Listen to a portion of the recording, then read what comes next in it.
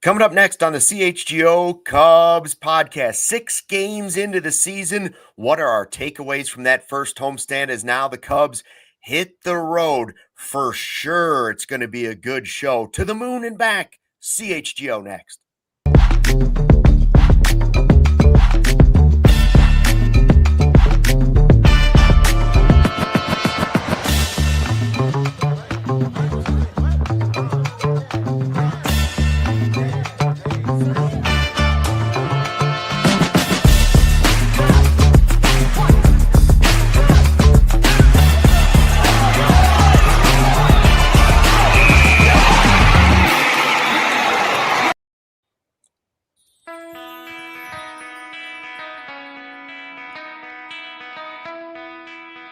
Hey, Chicago, what do you say? It's the CHGO Cubs podcast presented by our friends at Bet365, where winning is everything, and also Toyota.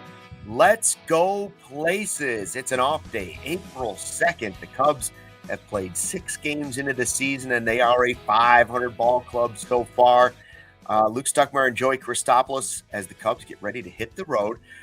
We are on the YouTube channel of CHGO Cubs. It's a new channel. Make sure you check it out. If you haven't subscribed to the CHGO Cubs YouTube channel, make sure you do that. Hit the like button, get the positive reviews. Our guy Shane Newbanks, Sickos Uniting, ready for the show, ready to go. And what do we make of a 3-3 start? We'll spend some time doing that. We'll have a little fun with, is this something? Is it nothing? Do we care? Do we not care after 6 games, whether that's around the league or with the Cubs or looking ahead to the future? And if we have time, Taylor McGregor and I may go head-to-head in a battle of fur. Get out of the way, everybody. Just get out of the way. One other person wants to get involved in this. Man, you got your crosshairs. The crosshairs are a little wide today for Luke Stuckmeyer. Could really be anybody Really at any moment. Anybody. Could be Shout out to Gary here yet? No, not here yet. Shout out to Shane in the chat. Yuda, what's up, Yuda? Burge, Robert, everyone. Thank you so much for hopping in. Luke, I just want to ask you this really quick. Like, it's a long season, don't get me wrong. Yeah. But these off days early on in the year, they're kind of depressing. Like there's so much anticipation, and you wait and you wait and you wait and you wait. And we've got an off day today. We've got an off day next Thursday. I'm a little down, man. I know I'm not going to feel that way in August because, that's the dog days, right? But right now, I just want my baseball. And today's one of those days where at least we can take a half step back, reflect on a very small sample size, kind of nitpick at where the Cubs can get better, and look forward to hopefully having a good road trip. But I'm kind of bummed today. What am I going to watch? I don't know. It's totally different. If you were on vacation for a week and you went back to work and then they said, you know what, take 2 more days off after you got back for 1 day, you'd feel great about it because it was vacation and you were going back on vacation. You kind of had the blues going back to work. But this is the opposite. We're coming from the dark, cold winter of nothing, where we just had to fight through it and talk about the excitement of the season coming. And then we get there and they pull it away. And here we are sitting again thinking, well, we only played 6 games. Not a whole lot has changed from the offseason. But yeah, we do have a sample size, right? It's a tiny sample size when you consider Major League Baseball. I honestly don't think you can take a whole lot out of 6 games. Are the Yankees, the Brewers, and who's the other 5-1 team? The Marlins. Are the Marlins one of the best teams in baseball because they're off to a 5-1 start? The answer is no. The answer is no. So I'm not all upset. The Cubs are a 500 team. They are 3-3. It could have been worse. There's a lot of teams looking at their start going, look at the Red Sox, 1-5. Not the way they want it. Heck, the Dodgers are only 4-2. So I don't think we can get all that upset. One thing for sure about the first 6 games, Joey, is the weather's almost always a factor when you're playing those games at Wrigley Field, right? Like, it just is. Whether you're lucky enough to get a nice day, because in the springtime when it's nice out, that means the wind is howling out of Wrigley Field because the wind's coming out of the south and warming us up. When it's coming out of the north, the wind is howling in and it's bitter cold and it's brutal and it impacts the game that way. You never get just a regular baseball game in the spring. It's either the pitching's being impacted by the wind blowing in or the pitching's being impacted by the wind blowing out. We had a little taste of both, right? But I heard Craig Counsell talking about, or maybe I just saw the quote. I didn't even hear him say this. He was basically saying going into yesterday's game, he'd like to see his players have the same approach no matter what the weather is. And I thought that was interesting because I don't think as humans you can. I just don't see how it's possible. When you got a 40-mile-an-hour wind coming in your face and your eyeballs are watering because they're freezing, it's tough to say to yourself, I'm going to take the same cut as I would if it were 70 degrees outside. But here's the thing. So then I started going through the numbers. I said, what's in common? We just signed Nico to this extension, right? Nico's the perfect type of player for these early season games. And I think that's one of the reasons the Cubs have also embraced who he is. Like, he's like, I'm happy that they signed me. They gave me the extension. I know I don't hit for lots of power. But look at the Cubs' first 3 wins. Let's just start yesterday. Nico, 3 hits, an RBI, a stolen base. Cubs win 6-2. Monday, Nico, 1 hit, 1 RBI, 1 walk, 1 stolen base. Cubs win 7-2. Their other win Saturday, Nico, 1 hit, 1 RBI, 2 walks, and a stolen base. It doesn't mean the whole team has to play small ball, but the guy is perfect for what you're trying to do when it's cold and the wind is blowing in, right? Yeah, look, if you ask Jed Hoyer, he would tell you that Wrigley Field is never an advantage, right? Yeah, We've had quotes from him say that, the wind is so unpredictable. Stop. Yeah. And I know it's fun for fans when the wind is blowing out in July and there's bombs flying over the fence. Sometimes it's Cal Raleigh, but hopefully we're usually rooting for Michael Busch or PCA. So I understand that. And the other part that if you wanted to get, because it's a day off, so here, follow me on this one. If Craig Counsell says you want to bring out the same type of game, no matter the weather conditions, is that a slight subtle argument to Pete Crow Armstrong that you don't feel like you have to bunt when it's 45 degrees outside? Like, just try and hit the ball in the air and hit the ball hard? I don't know. Maybe I'm reading a little bit too much into that because I'm interested to see, especially when we play something or nothing later, if the PCA buntassance is on or whether it's just something that he's kind of flashing right now at the beginning of the year to maybe give the opposition something to think about and maybe get himself a little bit more comfortable at the plate. But when you talk about Nico, I find this to be interesting. Yes, he doesn't hit for power. Yes, maybe he isn't the best on base guy on the planet because he's contact driven and he's just trying to go out there to hit the ball on a line.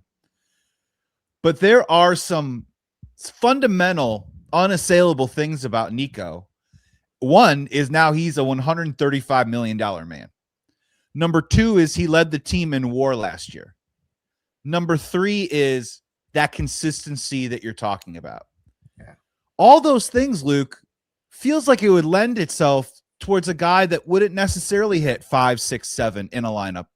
That a guy that you'd want to push up there to get as many at bats and as many looks as possible, not because of the profile per se, but just because of the consistency and how good the guy is.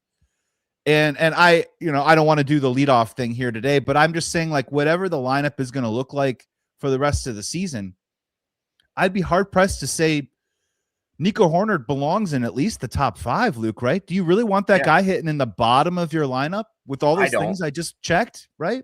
No, I don't. In fact, I think we saw that he is a great leadoff guy yesterday. Like, he's perfect, especially in those conditions, but in any conditions, he's really.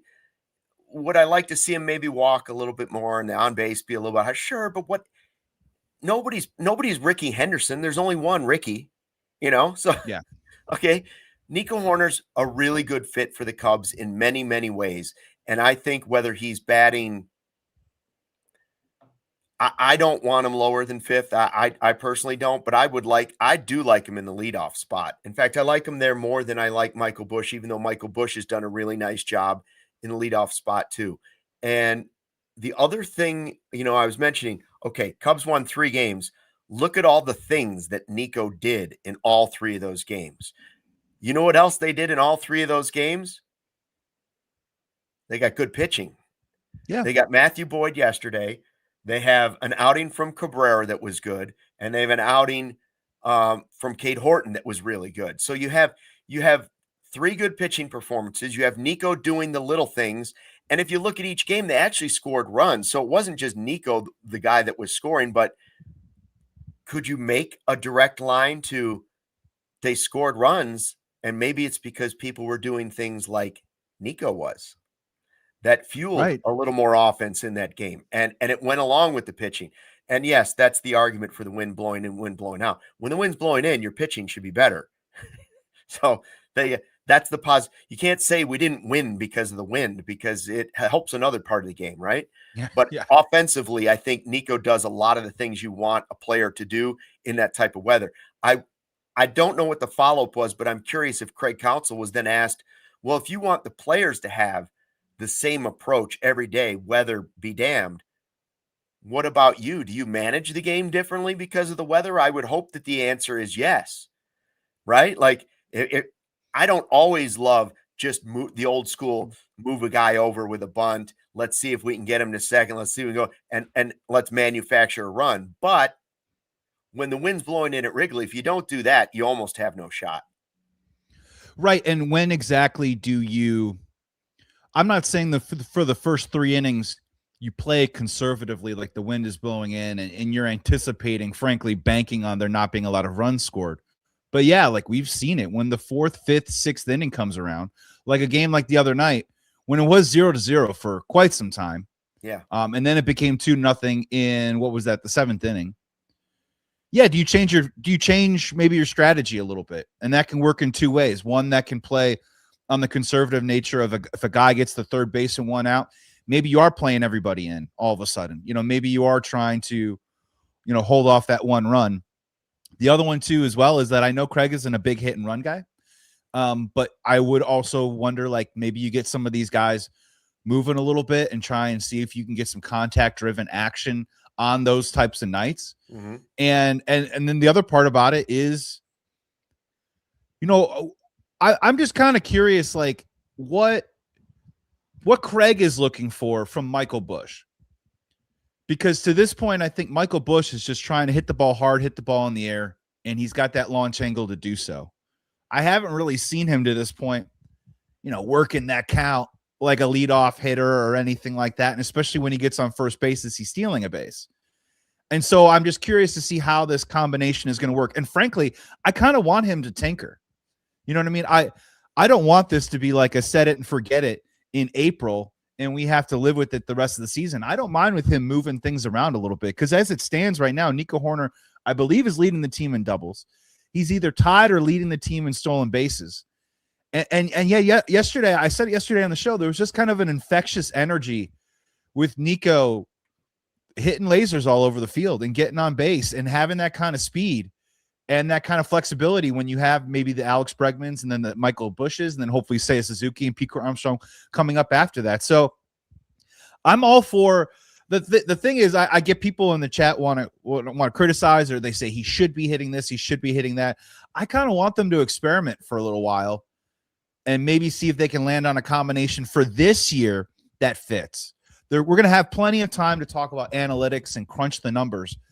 But sometimes every once in a while, like if the shoe fits, just roll with it, right? And if that means Nico higher up in the lineup, that means him hitting second in the lineup. Yeah. And maybe all of a sudden your 3-4-5 looks like Bregman, Seiya, PCA.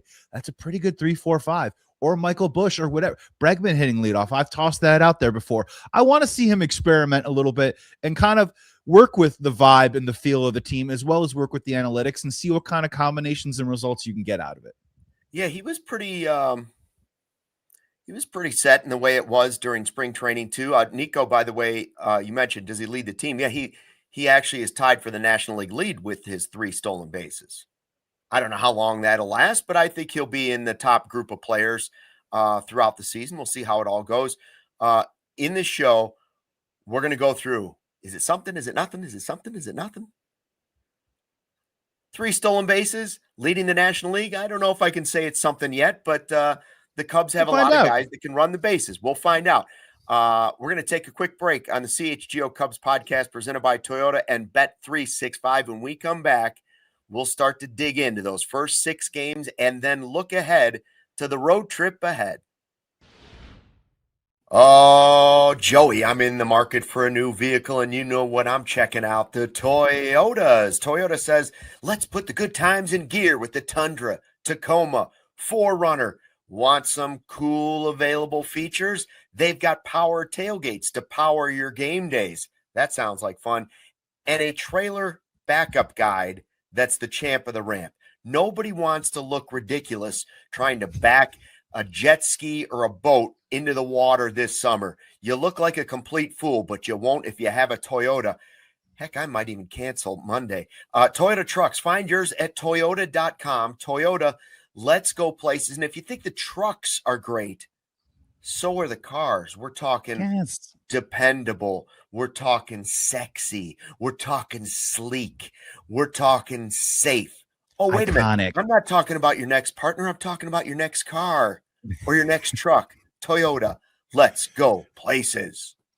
You know, Luke, with this weather these days, you know, it's hot, it's cold out, but you know what's the perfect temperature? Me when I'm in my Quince jeans, baby. Yeah. That's right, it's Quince. It's a thoughtfully built wardrobe that comes down to pieces that mix well and they last. That's where Quince shines. Its premium fabrics, considered design, and everyday essentials that feel effortless to wear and dependable, even as the seasons change. Light mere cashmere sweaters, short sleeve Mongolian cashmere looks, my Quince jeans, tees in 100% Pima cotton and European jersey linen. They've got it all. They're versatile pieces that make a wardrobe actually work from season to season. They work directly with top factories and they cut out the middleman, so you're not paying for brand markup from some fancy retail store. It's just quality clothing. Their clothing is rated 4.5 to 5 stars by thousands of people wearing it every day, and they only partner with factories, again, that meet those rigorous standards for craftsmanship and ethical production. Stop overcomplicating your wardrobe. Refresh your wardrobe with Quince. Go to quince.com/Cubs for free shipping and 365-day returns. Remember, go to Quince,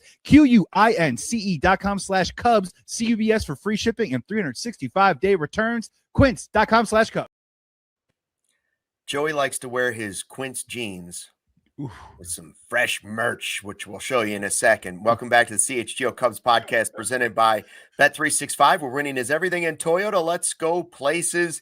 A lot of people in the chat saying, yeah, they like Nico in the leadoff spot. Becky's into it. Ben James 77 says one of the best clutch hitters on the team for a whole part of last season. If we're all about getting the most at bats during the game, Nico has to be near the top if that truly is the strategy. And I think it is. You do want your best hitters getting more bats if that's possible. That's why you always saw Chris Bryant in batting 2 a lot. And just really quickly, you know, this is a whole new year, so let's see how it goes. But Nico Hoerner unquestionably was the most consistent hitter all year. His slumps were micro slumps, right? And then his hot streak in September was something to behold. So I understand that sometimes Michael Busch, he gets hot, he gets a little streaky. Dansby gets a little streaky. Ian Happ gets a little streaky. Seiya gets a little streaky. PCA had a Jekyll and Hyde year last year. If you're going to have one guy who's that consistent all the time that just gives you the same thing, the set it and forget it, it's worth considering. It's worth tinkering with. And I think at least, Luke, against left-handed pitchers, we're going to see Nico at the top of the order. I'm curious to see when right-handers on the mound what they do, but I would say that. And frankly, you used to get a little streaky, but then you found those Quince jeans and the great merch here at CHGO, and now you're fully dressed all the time. Check out the new merch we've got for this season. The brand new, hot off the press, Friday 120 Club logo for this season. It's a new look. It's the same great fun. Now it comes in hoodie form too. A green hoodie, like the scoreboard, or a blue hoodie, like Cubby colors. It also comes in a t-shirt. We got the 1060 West Addison shirt, the address, of course, of Wrigley Field. There are 2 new hats out there. One of them, the Friday 120 Club hat. And I also like the powder blue CHGO with the Chicago flag. I like that shirt. That's another one that I might have to add to my collection. And you can too. By the way, if you sign up to be a diehard right now, there's always a free shirt that comes along with signing up to be a diehard. So those might be the ones you want to go to, or maybe you want to wait for the latest Caleb Williams gear when the football season comes back. Yeah. It's your choice. It's your choice of free is basically what it is when you become a diehard. What's up, Bobby Blanco? Glad to see you in the chat, buddy. So is it something or nothing? Is that what we're gonna go with this next segment? Is that what we're gonna say this is something? You know what? That's nothing. That's nothing. Yeah, I would say our merch is something. Our merch is something. It's definitely something. I think that so part of this too is a question of, we have 6 games under the belt here. Is maybe this trend that we've seen through the first 6 games? Do we think it's something that has staying power? Or do we think it's nothing and maybe it's a little more early season sample size when we move on? When it comes to our merch, that is something. Because that's got staying power. But if you sign up to be a diehard, you can get that first shirt for nothing. That's right. And you can get into any exclusive restaurant, spa, or club anywhere in the Chicagoland area with the diehard card. You don't even need that fur coat that I'm going to show you. All right, here we go. Something or nothing. Let's do it. Let's start. PCA bunts, is that where you want to go? The PCA bunting? Yeah, I want to, here's what I'll say. I want to say and start off by saying this is nothing for this one reason. Do I think this is going to become the next ultimate weapon in Crow Armstrong's game? No, I do not think so. Do I think he's trying to evolve and maybe expand the possibilities and opportunities of different ways that he can get on base? Yeah, sure. I think it's nothing because I'm maintaining right now that I think this is just one of those early season, you run the ball to set up the pass. Okay. And I think right now PCA is bunting to run the ball a little bit so he can set up some play action. Would I like to see him use the other side of the field and try and hit the ball to left field more? Of course I would. But bunting, what? He's bunted 4 times now? I think it's 4. 4 times? Because we're counting the 2-strike bunt that went foul that counts as a strikeout. I'm counting that one. Right. So we had 2 that went to left. We had 2 that went to third base. He had some really nice bunts. They've been great. But I'm going to sit here and still say that I think that it's nothing. I don't think it's something that you're going to see from Crow Armstrong a ton this season. You might see it a little bit more for another month or so, but I'm going with nothing. Where do you feel? Yeah, I mean, I honestly, most things after 6 games, I'm going to say nothing. My only concern is that he would do it really well, put down a couple bunts, and then go bunting happy for 3 weeks. That I don't really need to see. I didn't love the 2-strike one. I just prefer to see him up there trying to hit at that point. But I think it might be something he's worked on quite a bit in the offseason. And if we're, his offseason was trying to get on base more, trying to cut down on swinging at stuff that's not in the zone.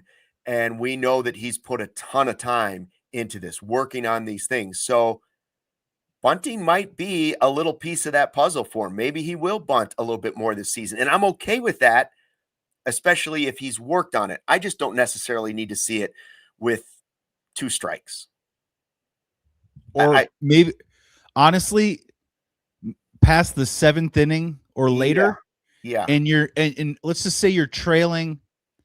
If you're trailing by more than 4 runs. Yeah. Okay. Maybe you're trying to just get on base and get something going. Yeah. If you're down by a couple of runs, 7th inning or later, I want PCA hitting the ball down the line. I want him hitting it in the gap. I want him hitting it over the fence. I want him hitting a laser somewhere. I appreciate what he's trying to do and get on base. I think we would also appreciate him walking, right, a little bit more. But again, when we talk about this stuff, Luke, we on this show specifically, and you yourself, is you don't want to take him out of what makes him special. And I understand that the bunt is this cool way to maybe add 15 points to your batting average. I just don't want it to become a regular thing because I do think it does take away from what makes him special. Yeah. And it's something that I think it's cool for right now. Maybe people have to account for it a little bit, but I don't think it's going to be something that we're going to see like a ton this year. I hope like once or twice a week, I think is too much. maybe once or twice a month. Okay. But like other than that, like hit the ball hard, man. Like Once a that's week? what we want. Too Once much? a week.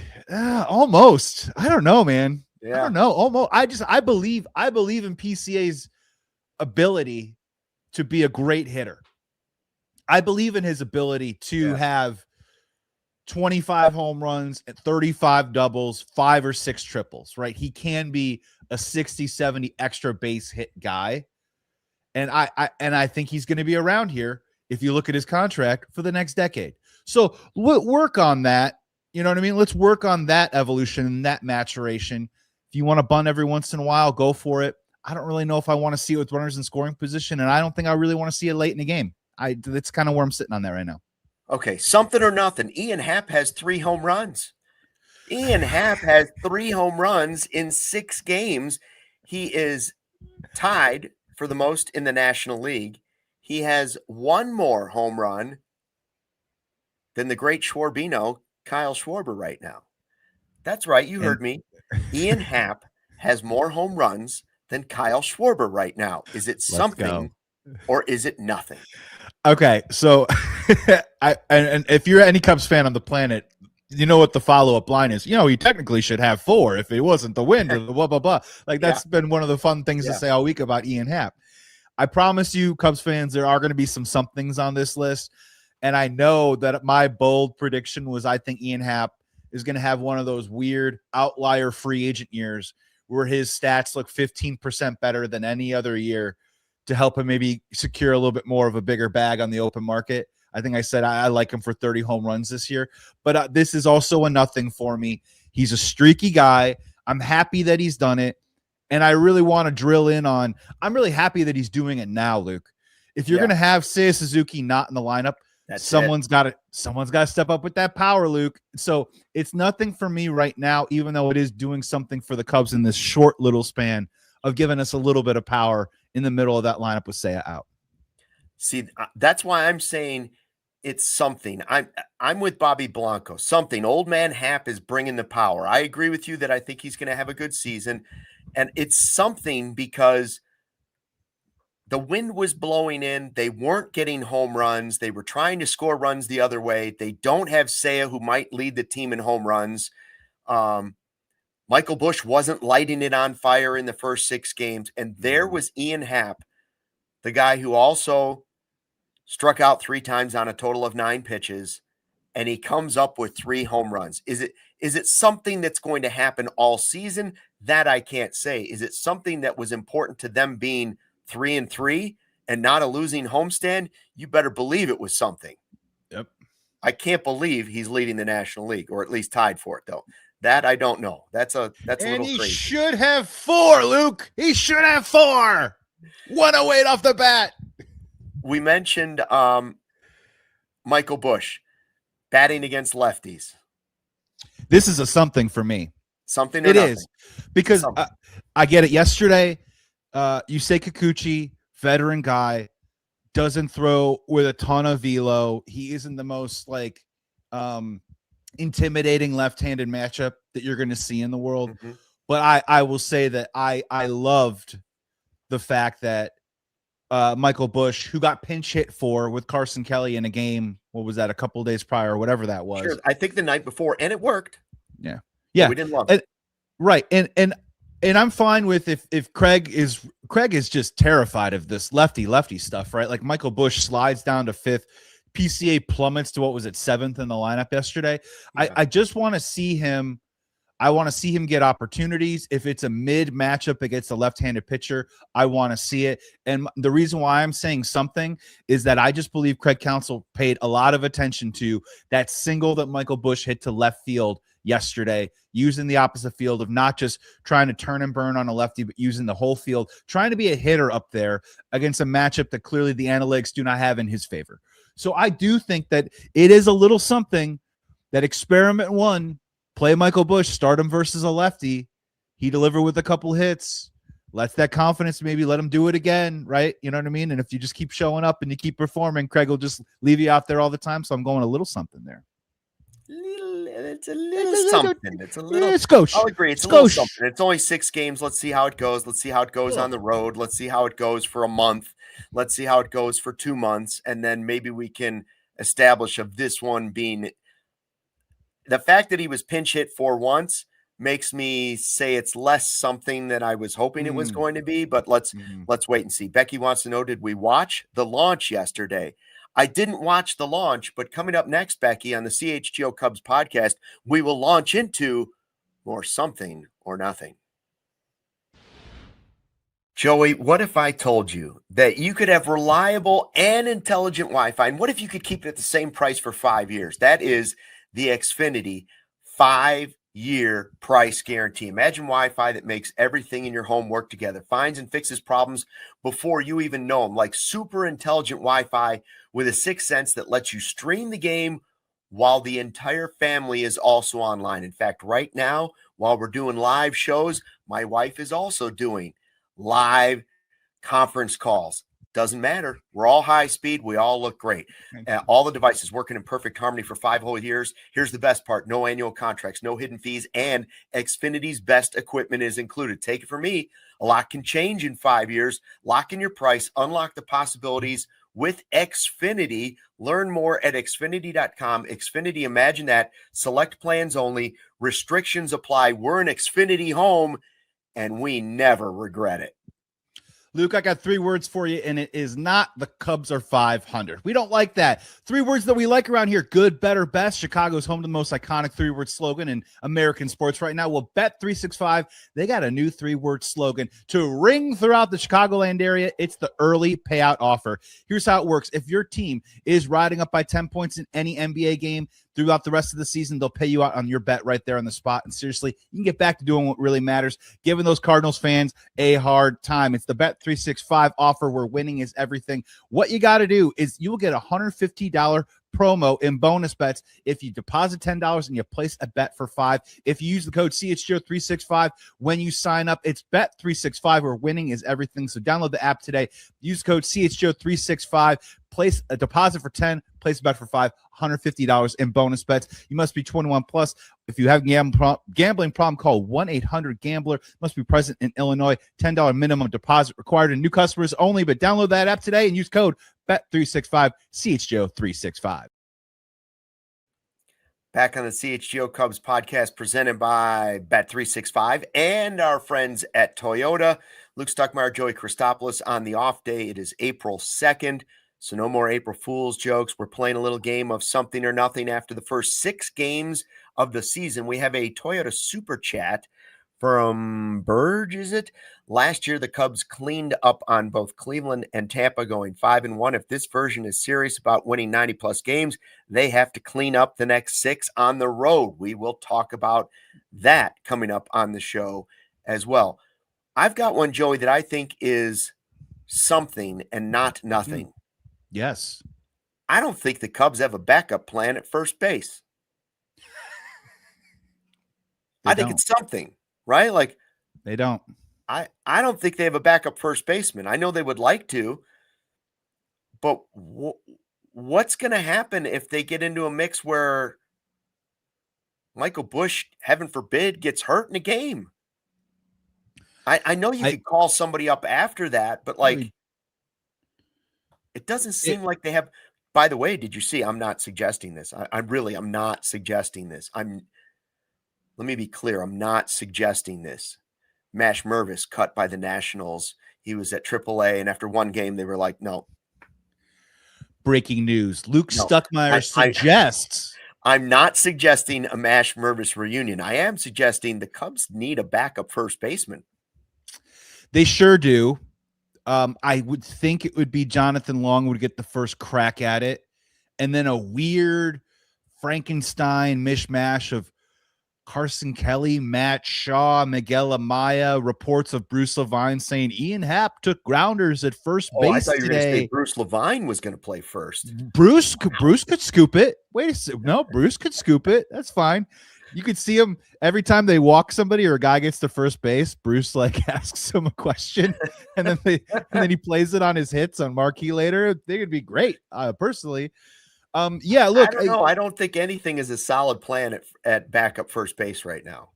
Yeah, you can't, and I understand that fans get wrapped up on this kind of stuff, but like it's like you can't cover every single base literally in baseball, no pun intended, like 2-3 positions deep. And I think they just said, you know what, we like Tyler Austin.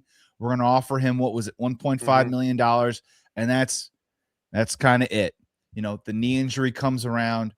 And I think where maybe your something is, Luke, is I understand maybe people were scratching their heads about Carson Kelly playing those last few innings at first base, but I think Craig's feeling – I think he's thinking the way that you're thinking of, just you think of every scenario down the road and every possibility. Yeah. And he's like, you know what? Let's just make sure he gets some run every once in a while, a little exposure from time to time, just to make sure if that scenario that you're talking about were to ever happen, we're not just throwing this guy in for the first time. Right. And it's runners on first and second, and he needs to come off the bag, and he needs to turn to, you know, all that kinds of stuff that can get a little complicated at first base. The other one is, and maybe I'm not suggesting, maybe I'm just throwing it out there too as well. Does Justin Turner have a team? I mean, if it's really going to be like, if we're really going to get crazy on this, do you bring in Jonathan Long and then you try and see if Justin Turner is upright and mobile or something? I mean, that's, you know, the backup first baseman thing is a something, Luke. You don't want it to happen, but the plan right now is concepts of a plan. It's not a real plan. And it's not, don't get me wrong, it's not like, if that's your team's biggest problem, that's not really a massive deal. But right.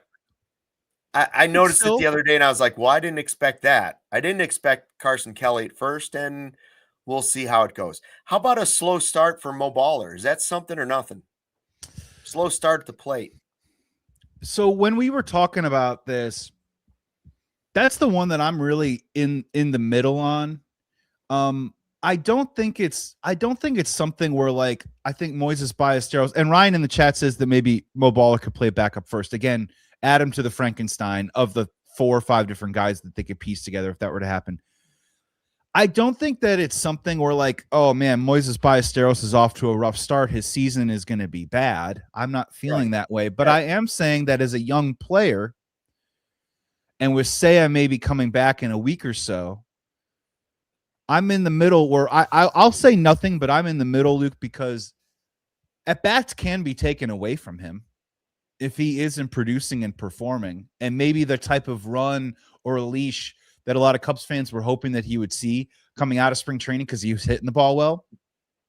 I could see him losing a start or two in the next week or so if he doesn't begin to turn it around a little bit more, or just look like the Moisés Ballesteros that I think we all got excited about in the offseason. Luke, we've had this conversation a lot before.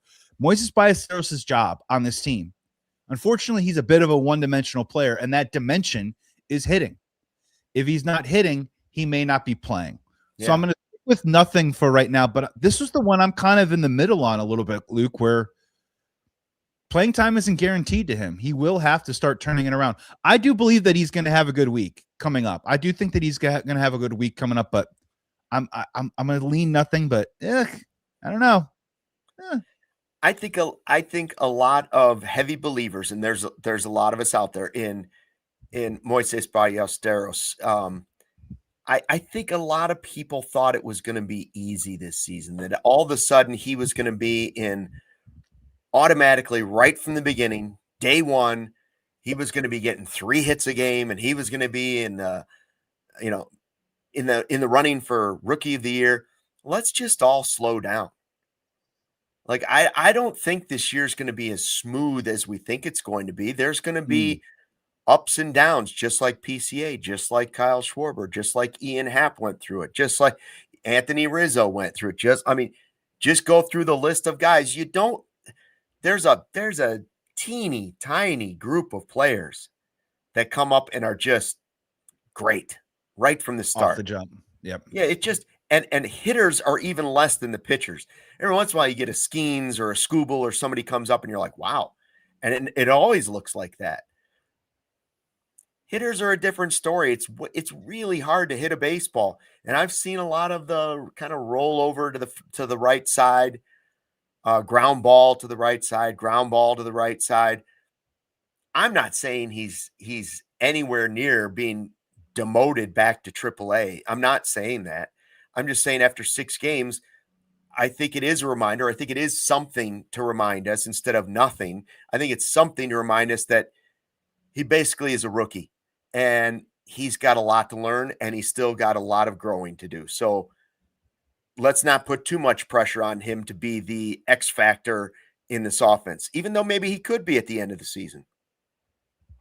Yeah, and I just feel like he's also a candidate of a type of guy that if you want to get the Dylan Carlsons of the world some run, you want to get Seiya off of his feet, you want to do this, you want to do that. If Moisés Ballesteros is still working through some of that early season stuff, we could maybe find him on the bench more than maybe Cubs fans were anticipating when the season started. And I'm with you, Luke. I think that's okay, right? But, you know, his slow start doesn't make me say, oh, he's going to be fine. I'm with you. Yeah. I think he's going to work through some stuff, and hopefully, you know, he'll be able to turn it around. And I do think he's going to contribute to this team this year. But, yeah, we'll see. I do think he's going to have a good weekend. I do. I hope so, for sure. All right, I have one that's not, it's only sort of Cubs related. And you tell me which one is more of something and which one is more nothing. Michael Soroka, former Cub, 10 strikeouts for the Diamondbacks in his first start. Owen Caissie with 6 RBI and tied for 3rd in the National League for RBI. Which former Cub with a nice start is a little more something than nothing? Owen Caissie's is more something than nothing. You know, I think Marlins, the fun part about that trade was I spent a lot of time on some Marlins podcasts for a couple of days just to kind of get their vibe on how excited they were that Owen Caissie's coming in, and people were upset that Edward Cabrera was going out the door. He has a wide open, when we talk about Moisés Ballesteros in this lineup with the Cubs, it's quite different with Owen Caissie. They're going to run him out there, hell or high water, and he just needs to go out there and feel free and hit, right? So I'm happy that he's gotten off to a good start. He's a guy that swings and misses a lot. So if he had started the year with 11 Ks in his first 21 at bats, you know, that'd be rough for him. But no, he's got a game-winning hit. He's hitting the ball over the fence. He's doing great. The Soroka thing, I'm sorry, like that's a nothing to me. I mean, the process, I'm just really upset about the process of bringing him onto the team last year. And then Jed, in a moment when I've agreed with the Jed and I've given Jed a lot of thumbs up over the offseason, the moment when he came in was like, oh man, I think we got something really special here that nobody knows about. And his name's Mike Soroka, and we've liked him for a long time, even when he was like 1-35 with the White Sox. Don't tell anybody. The whole thing was kind of a nightmare. I'm never going to root against the player. Good for Mike Soroka, but in terms of lasting staying power, maybe a little more something with Owen Caissie than Mike Soroka. I am with you 100% on that one. And it doesn't mean that you will regret or not regret the Owen Caissie deal. I think Edward Cabrera proved in his first start, and he'll have to keep proving it, obviously, over and over, but he certainly looked like a guy who was worth trading Owen Caissie for. Even though you liked Owen Caissie a lot, Edward Cabrera looked like a guy that was maybe someone that was worth that. How about the strike percentage of Cade Horton? So Cade Horton strike percentage. This one might be my biggest something. He threw 75 pitches. I believe 53 of them were strikes. And I understand, long way to go, long season. But the biggest something for me was that just the carryover, Luke, from last year. Like he's taken the tenets and lessons and ways that he had success last year, that efficiency, finding the zone, and he's carried it over to his first start. I'm not saying it's going to happen every single turn, but just the fact that he's been able to move that over, and that's a little bit of a hallmark of the profile of what you're going to get from Cade Horton is, he's going to pound the zone with really good stuff with 3 different pitches. I think that might be my biggest something out of all this category for me. And I think we all think on this podcast, and I'm lumping Justin in on this too, because I think we all believe he's headed for a big season. A big season. I believe that what we saw last year, before he got hurt at the very end, I believe we saw the real Cade Horton. I don't know if it will be as good all year as that was, but I think we will see that guy in and out throughout the season. And we're about to get his next start coming up in Cleveland. And so after the break, we're going to take a look ahead at what's coming up next. It's Cleveland, then it's Tampa. What do we see on the horizon, and who wore it better? This is the CHGO Cubs podcast. Hey, Cubs fans, I know the Cubs are on the road right now, but they'll be back in town before you know it, and you got to get those tickets when you can, and the best way to do it is to use the Game Time app because it gives the advantage back to the fans. It's the hack for unlocking amazing tickets and experiences in just a few taps. Incredibly easy to use, and the Game Time guarantee means that you can trust. You'll get 100% authentic tickets on time and at the best price, and my favorite part, the fees are always included. So what you see when you want to go to the checkout aisle, it's what you're going to pay. They got amazing things like zone deals so you could save even more money when you choose a section. And like Game Time, choose the seats. Favorite your teams like the Cubs so you can get all amazing alerts and updates about your favorite teams. And the lowest price guarantee, that means Game Time will credit you 110% of the difference. And they got that Game Time ticket coverage, so your purchase is always covered with the most flexible customer service in the ticketing industry. So take the guesswork out of buying your Cubs tickets this season and this summer with Game Time. Download the Game Time app, create an account, use the code CHGO for $20 off your first purchase. Remember, terms apply, but create an account, redeem the code with code CHGO for $20 off. Download the Game Time app today. Tap ticket, go. It's game time. And after you get those Cubs tickets and you're ready to go to Wrigley Field, make sure you got your Shady Rays. Otherwise, you're going to be looking at the game like this because it's going to be so bright and beautiful at the ballpark. You know that moment, the one where you realize you left your favorite sunglasses at the beach, on the roof of the car, at the gas station 3 states away, or the kids sat on them? Well, I've been there many, many times. Then I found Shady Rays, and it really changed the game for me. These are sunglasses made for real life, seriously good-looking shades, polarized, durable, not stupid expensive. They even have readers. And here's the wild part. If you lose them or break them, even on day one, Shady Rays is going to send you a brand new pair. No guilt trip, just the replacements. Now I actually wear my sunglasses and my Shady readers without fear on hikes, at concerts, on the boat, by the pool. Doesn't matter. I'm there. Shady Rays Eyewear simply has your back. And right now, go to shadyrays.com. Use the code CHGOSR. 40% off 2 or more pairs of polarized sunglasses. Joey, I have a question back on the CHGO Cubs podcast presented by Bet365 and Toyota. I have a question for you. Yes. One more. Is it something or nothing? Okay. Before we get to what's lying ahead on the road, is the Brewers 5-1 start something? Always. Is it something that's going to make me sick? Andrew Vaughn has a hamate bone injury. Doesn't matter. Caleb Durbin's hitting whatever in Boston. Yeah. It's always something. And look, and if you want to, I can't imagine a Cubs fan going like this to the Brewers anymore. It's been years, guys. Like, what are we talking about? Now, it isn't to the level when the Bears play the Packers.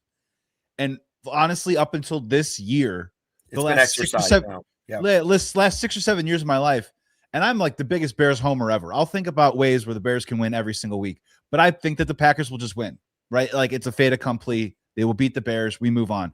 I'm not at that point where the Cubs can't beat the Brewers. I'm nowhere near that, but the 5-1 thing, yeah, it's something.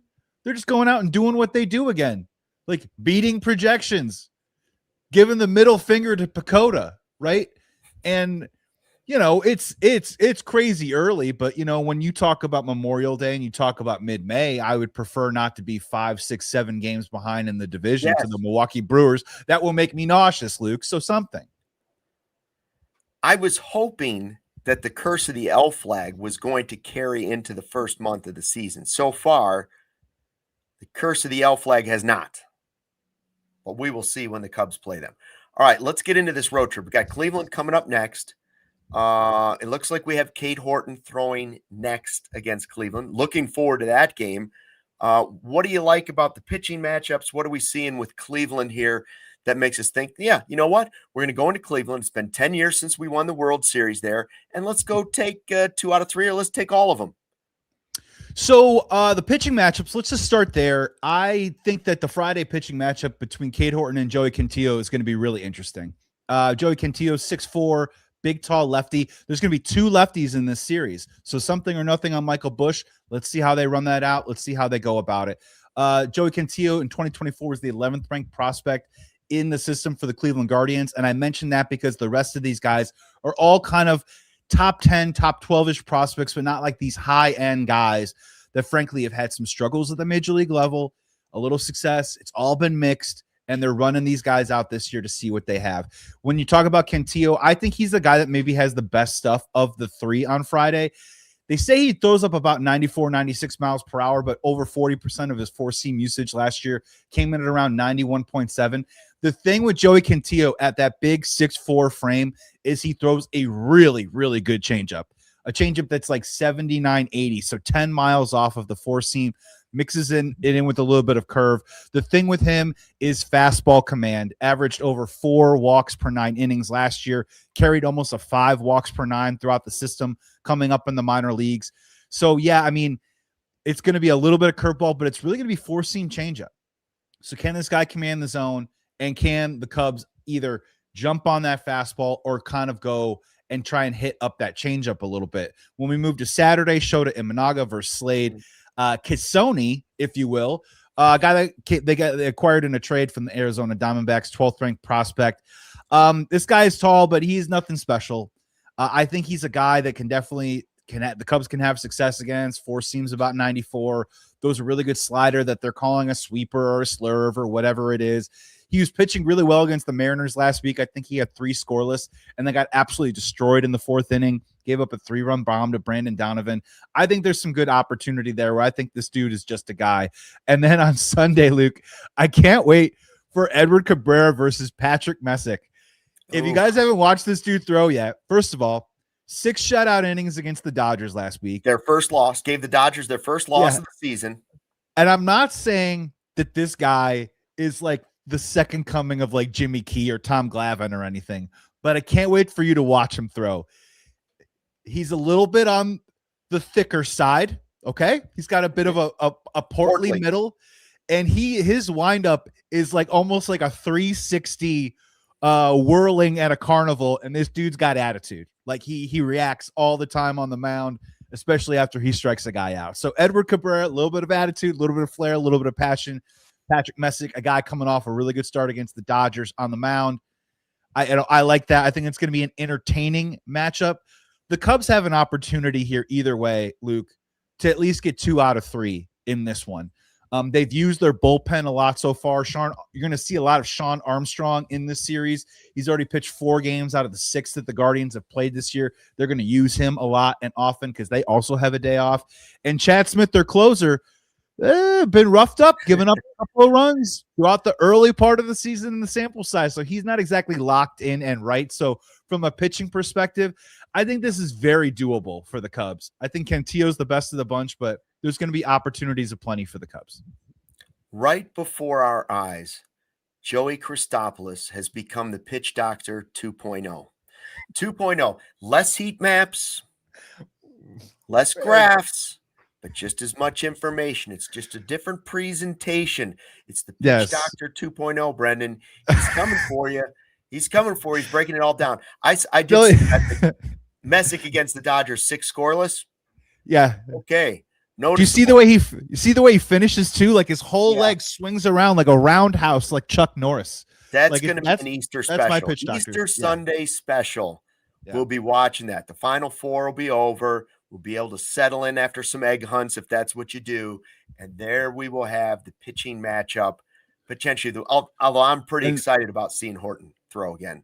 And really quick for the Cubs, also as an advantage, ho-hum, what new? The Guardians only have 2 players right now on the team with an OPS above 630. Again, early on in the season, but none of their guys are really performing right now. It's Rhys Hoskins, who's 4 for 14. this season. And then Chase DeLauder, who's got 4 home runs and 5 RBIs, by far their best player, by far the hottest guy out of the lineup right now. But Jose Ramirez, slow start, 143, 200, 321 slash line. Let's just keep it there.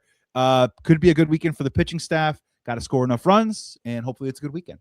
What about Shota?